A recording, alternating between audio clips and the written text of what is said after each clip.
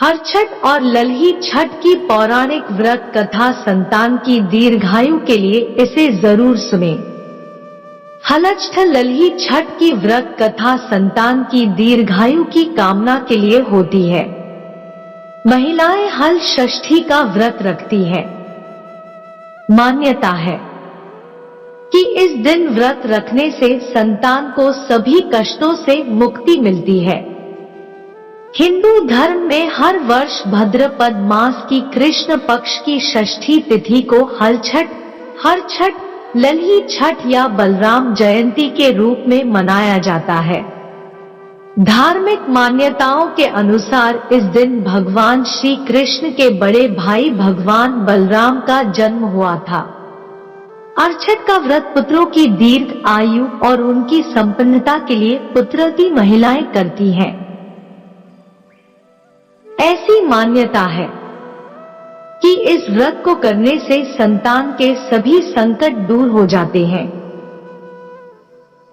इस व्रत में पूजन विधि के उपरांत एक पौराणिक कथा जरूर सुनी और पढ़ी जाती है।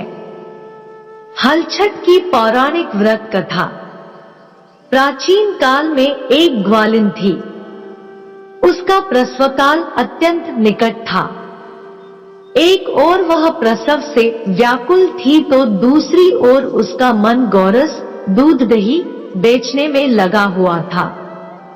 उसने सोचा कि यदि प्रसव हो गया तो गोरस यूं ही पड़ा रह जाएगा। यह सोचकर उसने दूध दही के घड़े सिर पर रखे और बेचने के लिए चल दी, किंतु कुछ दूर पहुंचने पर उसे असहनीय प्रसव पीड़ा हुई। वह एक झरबेरी की ओट में चली गई और वहां एक बच्चे को जन्म दिया। वह बच्चे को वहीं छोड़कर पास के गांवों में दूध दही बेचने चली गई। संयोग से उस दिन हल षष्ठी थी। गाय भैंस के मिश्रित दूध को केवल भैंस का दूध बताकर उसने सीधे साधे गांव वालों में बेच दिया। उधर जिस झरबेरी के नीचे उसने बच्चे को छोड़ा था, उसके समीप ही खेत में एक किसान हल जोत रहा था।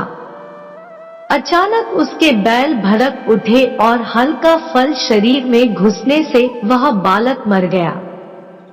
इस घटना से किसान बहुत दुखी हुआ, फिर भी उसने हिम्मत और धैर्य से काम लिया। उसने झरबेरी के कांटों से ही बच्चे के चिरे हुए पेट में टांके लगाए और उसे वहीं छोड़कर चला गया। कुछ देर बाद ग्वालिन दूध बेचकर वहां आ पहुंची। बच्चे की ऐसी दशा देखकर उसे समझते देर नहीं लगी कि यह सब उसके पाप की सजा है।